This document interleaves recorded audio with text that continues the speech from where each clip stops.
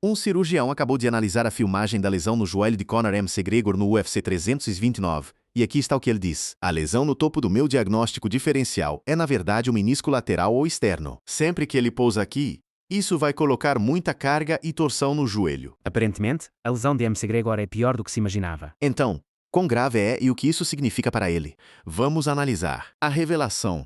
Conor McGregor entrou na T-Mobile Arena em Las Vegas em 12 de julho de 2026. Era sua primeira luta em mais de 5 anos. O homem do outro lado era Max Holloway. A última vez que compartilharam um octógono foi em 2013. O evento principal do UFC 329 foi a luta que todo o esporte esperava. O peso durou. McGregor saiu de seu canto e arremessou um chute saltado nos momentos iniciais do primeiro round. Ele pousou em sua perna direita. O joelho cedeu. Ele tentou se mover para frente. Ele caiu. Ele tentou novamente. Ele caiu novamente. O árbitro Mike Beltran entrou e parou em 1:09 do primeiro round. Holloway conseguiu o TKO. McGregor não desferiu um único golpe significativo. Médico especialista em medicina esportiva, Dr. Brian Sotterer revisou a filmagem e caminhou através do peleto. E ele vai e arremessa esse chute louco e ridículo e ele. Crazy ridiculous. Esse pouso desajeitado é toda a história. O pé foi plantado em um ângulo ruim. O joelho virou. O peso do corpo caiu sobre ele. Não houve golpe de Holloway no momento da falha. Foi uma lesão sem contato. A sequência após o cedimento contou a mesma história. McGregor tentou se posicionar e colocar peso na perna. Ela cedeu. Ele tentou novamente. Ela cedeu novamente. Os comentários de transmissão continuavam dizendo que ele estava escorregando. Sotterer notou que a perna não estava escorregando. Estava falhando. Toda vez que carregava o joelho direito, ele caía. E claramente, seu joelho direito explode. Seu joelho direito está lesionado. Agora, a coisa toda terminou no tempo que leva para amarrar um sapato. Caso você não tenha assistido, tudo durou. McGregor mancou pela passarela depois do combate. Ele recusou muletas. Ele não falou com a multidão. Imagens o capturaram saindo do prédio. O presidente do UFC, Dana White, pegou no microfone na coletiva de imprensa pós-luta. Ele deu a primeira interpretação do que aconteceu. Estamos assumindo o ACL rompido. Não sou médico, mas é isso que imaginei quando vi que Ligwait colocou os médicos atrás dele nisso. Os médicos acham a mesma coisa também. Mas um ACL rompido é uma suposição, não um diagnóstico. O homem cujo trabalho é analisar essas lesões não tinha certeza se era um ACL. Dr. Sotterer analisou frame por frame e encontrou algo faltando. O indicador de uma ruptura de ACL em vídeo é um pivot shift. A tíbia desliza para frente e depois volta. Sotterer procurou por isso e não viu. O que ele viu apontava para outro lugar. Meu primeiro pensamento seria uma ruptura de menisco, especificamente esse menisco lateral. O menisco é a cartilagem almofadada dentro do joelho. Ele se machuca em um pouso e uma torção. Então a dor faz os músculos desligarem. Então o joelho dobra. Isso se encaixa em cada segundo do que a arena viu. Então, Sotterer estabeleceu sua ordem. Menisco primeiro, ACL segundo. Então, se fôssemos ver o ACL, teria sido nesta posição. Teríamos visto esse joelho girar um pouco mais. Teríamos visto a tíbia deslizar. Ele foi claro sobre os riscos e explicou o prazo, que é a parte que responde isso. Se for apenas uma ruptura de menisco, ainda pode ser cirúrgico, mas geralmente é como 3 a 6 meses. Pior cenário. Sotterer não era o único médico no caso. Dr. David Shaw, ex-médico da NFL, foi um dos primeiros a comentar. Ele chamou de lesão no joelho direito, com risco de ruptura do ACL, possível dano no MCL e até deslocamento da patela. Shaw descreveu a configuração que os médicos observam. A perna virou para fora. O joelho cedeu para dentro sob o peso do corpo. Ele chamou de valgo stress, o tipo que rasga ligamentos em esportes de pivô. Dr. Chris Reiner e outras vozes ortopédicas no TikTok e YouTube separaram essa lesão no joelho direito da fratura na perna esquerda de 2021, apontando tecido mole, não osso. Um nome permaneceu quieto por tudo isso. Dr. Neil Elatrache, o cirurgião que reparou a perna quebrada de McGregor em 2021, não falou publicamente sobre este joelho. Todos concordaram em uma coisa. Vídeo não dá a resposta final. Só a ressonância magnética dá. Mas todo médico que assistiu à gravação disse a mesma palavra no final: cirurgia. Até o vencedor viu certo. Paddy Pimblett lutou no mesmo kart e falou sobre isso na coletiva. Eu estava em apuros e o joelho cedeu. Essa é a revelação. Um joelho direito destruído. Um cirurgião que favorece o menisco sobre o ACL. Uma recuperação contada em meses. E uma pergunta pairando sobre tudo isso, sobre se um lutador dias antes de seu aniversário de 38 anos volta disso. Mas aqui é onde a história fica estranha porque os médicos não pararam no chute. Alguns deles analisaram gravações de antes da luta até começar. A gravação de antes da luta. Vamos rebobinar um pouco a fita. Volte antes da entrada, do chute, do colapso. Havia gravações circulando durante a semana de luta que incomodavam as pessoas. E quando o joelho cedeu, essa gravação deixou de ser um rumor e começou a aparecer um aviso. O clipe que viajou mais longe era quase nada, um homem tirando o sapato. É isso. MC Gregor nos bastidores, sentado, tirando o pé direito de um tênis e tendo dificuldade com isso. Para muitos, é um momento sem importância. Para um médico atento a isso, era um alerta do tamanho de um outdoor. Dr. Sutrar congelou esse mesmo clipe e apontou que o corpo de MC Gregor estava silenciosamente se recusando a fazer. Ao tirar o sapato direito, ele quase tropeça. Veja uma vez e você vê um cara desajeitado com um sapato. Veja como Sutterer, um homem que não confia na perna direita para sustentar o próprio peso. Ele se firmou, se moveu. Ele tratou a perna como se fosse de vidro. E isso mudou a teoria do médico. Talvez o menisco já tivesse rasgado. Talvez ele entrasse naquela gaiola carregando um joelho que estava pela metade perdido, e o chute apenas terminou o trabalho. Então a internet encontrou mais. Havia gravações de MC Gregor fazendo uma parada hospitalar em Los Angeles nos dias antes da semana de luta. Lutadores vão a clínicas o tempo todo, para fluidos, peso, rotina. Normalmente, ninguém nota. Mas não era uma semana normal. E o horário da visita incendiou as redes. Preparação, uma ressonância, algo que ele escondia. Aí veio a entrada. Quem acompanha MC Gregor há tempo sabe que a entrada é uma performance. A arrogância, o andar afetado, os olhos fixos no seu oponente como um predador. Desta vez, ele parecia estranho. Ele suspirou, olhou para a multidão em vez de olhar para Max. Ele parecia, como disse um analista, um homem em outro lugar completamente. O painel de Elwani insistia nisso. Algo errado com ele antes de entrar na gaiola e eles insistiam nisso porque não. Era o mesmo lutador. E isso parecia um cara que estava dissociado do momento para mim. Junte tudo e você terá um quadro completo. O sapato pesado, a ida ao hospital, os olhos distantes, o footwork pesado visto em clipes de treino vazados. Para uma parcela do público, parecia um corpo que já estava se quebrando, levado para uma luta de grande sucesso mesmo assim. E o outro lado da web reagiu forte, porque a mesma semana de luta produziu filmagens de aquecimento que contavam a história oposta. Naqueles clipes, MC Gregor treinou exatamente o tipo de chute que depois arruinou seu joelho. E ele parecia solto, plantando, girando, disparando. Pads. Sem mancar, sem fazer caretas, apenas um homem se movendo livremente. O time dele disse direto: o que você achou ver no clipe do sapato não era nada. Era um tênis apertado, era um aquecimento normal, era edição feita para cliques. Dana White se tornou a voz mais alta desse lado. Perguntado sem rodeio se MC Gregor podia ter se machucado antes, ele apontou o nível de escrutínio que a luta já carregava. Então ele fez o argumento matemático. Foi o cara a cara mais visto do ano. E White não acreditava que uma manqueira grave passasse despercebida por tantos olhos.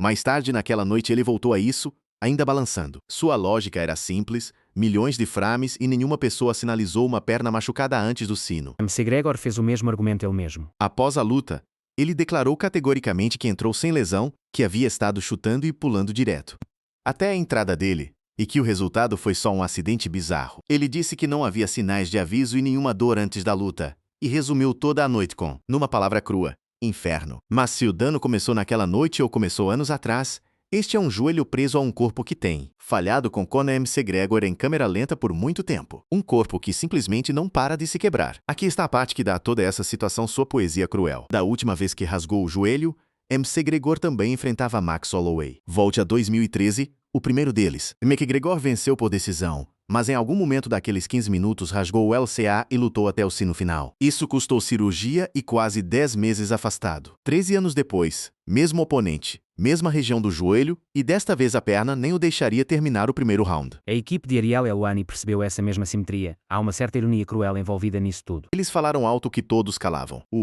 Ele realmente rasgou seu LCA quando lutou contra Max Holloway em 2013. Mas o LCA em 2013 foi apenas a primeira rachadura na fundação. Aquele que todo mundo se lembra aconteceu em 2021, no UFC 264 contra Dustin Poirier. McGregor recuou, torceu o tornozelo, e a perna esquerda quebrou. Uma fratura exposta na tíbia e fíbula, ao vivo no pay-per-view, na frente do mundo. A imagem se queimou na memória do esporte. Ele na lona, perna torta, gritando que a cirurgia pôs parafusos na perna e consumiu anos de sua carreira. Essa recuperação foi além de testar a perna. Testou o homem. Ele falou sobre como poucas pessoas realmente entendem o que aquele período fez com ele. As pessoas não entendem a escuridão de estar naquela situação, com aquela lesão. Ele se arrastou de volta da única forma que sabe, tratando a sobrevivência como uma luta que se recusava a perder. Eu nunca voltaria. É o jogo da dor, quem resiste mais. Quando ele finalmente tentou voltar, o corpo achou um novo jeito de negar. Em 2024, ele enfrentaria Michael Chandler no UFC 303. Semanas antes, num sparring leve com as câmeras rodando, ele chutou e o dedo mindinho cedeu. Ele contou a história ele mesmo com uma careta ainda no rosto. O pé bate contra o cotovelo e o dedo mindinho simplesmente rachou ali mesmo. Ele não suavizou como se sentia. E aquela era uma dor excruciante. O UFC chegou a exibir aquele momento no especial de contagem regressiva da luta. McGregor se encolhendo e segurando o pé, confirmando o quão séria era aquela pequena lesão. Porque um dedo parece nada até lembrar do que McGregor faz para viver. Tudo que ele lança começa do chão para cima. Um striker planta, pivota e impulsiona pelo pé. Tira o dedo e tira o equilíbrio, a força, o motor todo. Essa pequena lesão acabou com a luta contra Chandler e atrasou seu retorno por mais um ano. A linha e o padrão é inegável. LCA em 2013, perna destroçada em 2021, dedo quebrado em 2024. E agora o joelho em 2026. Cada um deles abaixo da cintura. Cada uma dessas lesões está ligada ao estilo explosivo de chutes giratórios que o transformou numa lenda. Para começar, a coisa que o construiu é a coisa que continua quebrando. Agora some os fatores de risco a esse histórico. Ele entrou no Rovesque 329 com 37 anos, dias antes de fazer 38. Ele estava fora da jaula há mais de 5 anos. Os médicos vão te dizer que um afastamento tão longo custa muito mais do que só o timing. Custa propriocepção. O senso do corpo de onde a perna está no espaço. Afina a capacidade dos tecidos de absorver força. Transforma um pouso rotineiro em uma aposta e o desgaste não apenas desaparece entre lutas. Os médicos dirão que o trauma repetido se acumula ao longo dos anos em artrite, cartilagem fina e ligamentos frouxos para que até movimentos comuns passem a ter risco. Talvez devêssemos ter previsto, né? Caras simplesmente não passam pela lesão que ele passou. 5 anos longe da jaula, o painel do L1 continuava vindo. De volta ao risco. E então, a linha mais dura, que nenhum discurso evita. E volta e seja o mesmo. Você tem que ter preocupações muito a longo prazo com sua saúde. Havia outra complicação que os analistas ainda discutiam. Quando uma parte do corpo quebra, o resto começa a cobrir por isso. Poupar por muito tempo um dedo curado ou uma perna quebrada faz a carga passar, aos poucos, para articulações que não foram feitas para carregar. Alguns se perguntavam em voz alta se o joelho direito finalmente cedeu porque havia passado anos pagando silenciosamente as dívidas de cada lesão. Antes, ninguém podia provar isso, mas combinava com a história de um homem cujo corpo inferior vinha roubando de Pedro para pagar Paulo há quase uma década. Esse é o peso que McGregor carregava para aquela jaula, admitisse ou não. Joelho já rasgou uma vez, uma perna que já quebrou, um pé que já fraturou, 5 anos de ferrugem, um estilo que pune. As articulações exatas que ele não podia perder, apostou que a vontade venceria tudo, pois o próprio corpo dele o lembrou, com força, de quem realmente comanda este esporte. Tempo, como dizem, é invicto. Toda a sala reage na hora. No instante em que o joelho cedeu, o clima do ginásio mudou. E a reação das pessoas já dizia quase tudo. A lesão em si, um chute. Era tudo o que era necessário, e ninguém na arena conseguia superar como foi o colapso total. E tudo isso por causa de uma lesão na perna. Quer dizer, ele deu um chute, e ele mal conseguia se sustentar. Comece pelo vencedor, porque Max Holloway agiu como campeão bem antes de sua mão subir para cima. Ele não atacou. Viu McGregor ferido, recuou e implorou ao árbitro para parar a luta. Esse não é o instinto de um assassino perseguindo um destaque. Esse é o instinto de um profissional protegendo um colega. E aqui está a reviravolta que faz doer mais. McGregor não queria dó. Ele estava ferido, estava mancando e ainda estava latindo para continuar. Holloway passou isso nos bastidores. Qual é mesmo a lesão? A propósito, Max dizendo ao UFC, nos bastidores que Conor estava gritando para ele: lute, lute. Então L1 leu em voz alta. Sente-se com essa imagem. Uma perna funciona, a outra já era.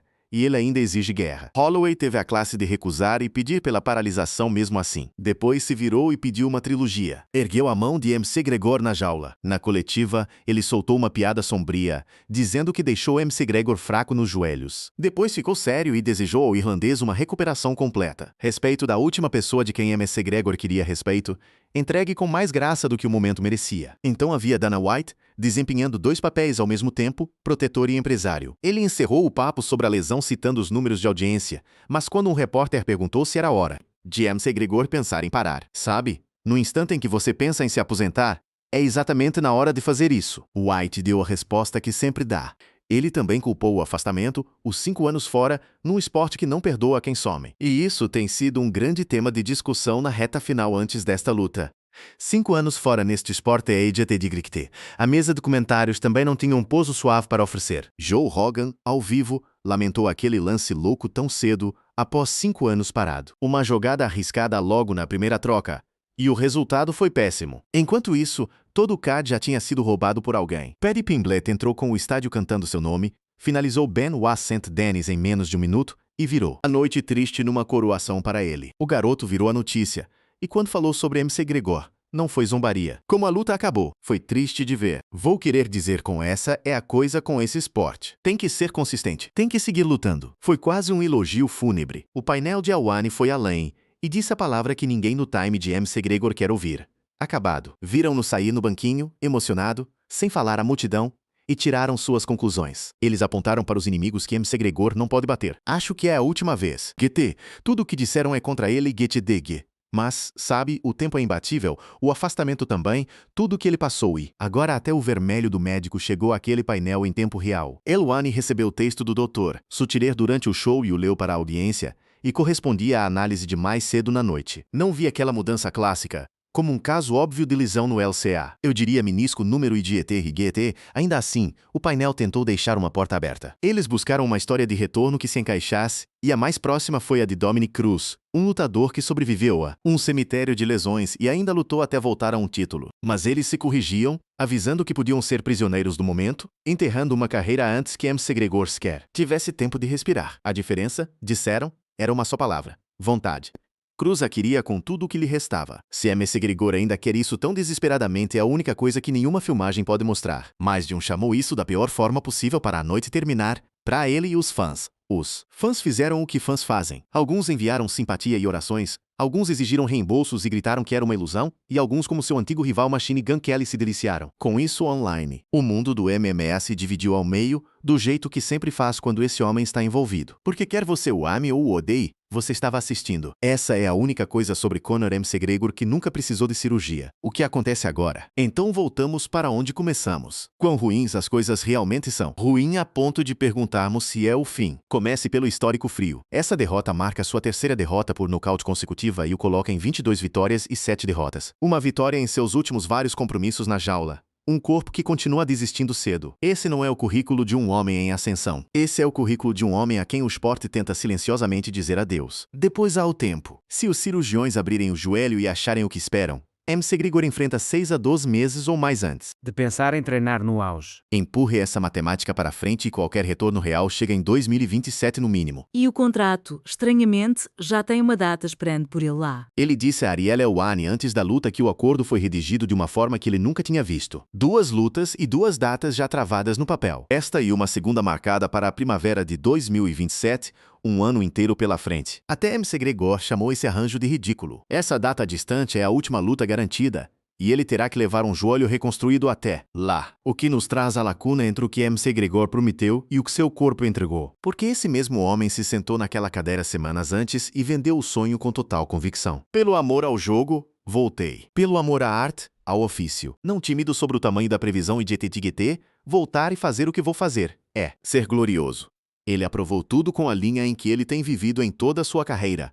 E vocês vão ver um mestre em ação, o Mac está de volta. O mestre durou e essa é a lacuna que o esporte agora está enfrentando. Ele disse que só estava aquecendo. O aquecimento terminou antes do primeiro round, mas não escreva o obituário em marcador permanente ainda, porque há razão pela qual ele quebra recordes de bilheteria até na derrota. O UFC 329 arrecadou o maior portão da história da promoção, com US 26,4 milhões. Um homem pode perder e ainda ser o maior astro do esporte. Esse é um tipo de poder que não se rasga como um menisco. E Max Holloway está bem ali, mão erguida, já pedindo a trilogia, porque ele sabe o que uma terceira luta contra MC Gregor vale.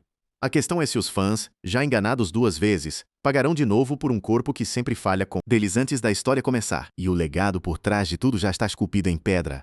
Não importa como este joelho se recupera. Ele é campeão em 2 divisões. Ele nocauteou José Aldo ele arrastou o UFC para a primeira página do planeta e reescreveu o que um lutador podia ganhar.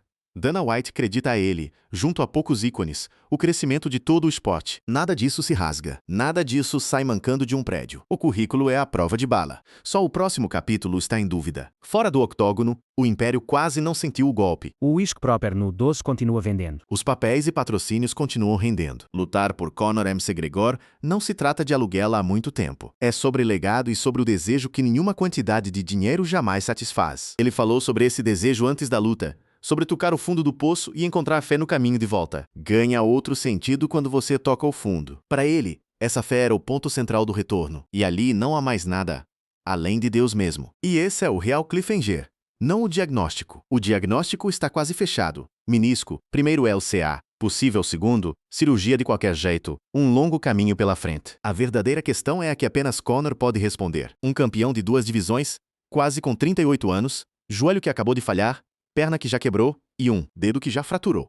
Será que esse homem tem vontade de escalar a montanha mais uma vez, ou finalmente vai ouvir o corpo que vem gritando com ele há anos? Ele te diria que a resposta é óbvia. Sempre foi assim. Mas a crença não manteve esse joelho inteiro. O cirurgião pode dizer quão ruim está o joelho. Seu cirurgião não pode nos dizer se ele está acabado. Apenas Conor McGregor pode revelar isso. Então quero ouvir você. Você acha que Conor McGregor volta a lutar? Ou o corpo dele já decidiu por ele? Deixe seu comentário e me avise.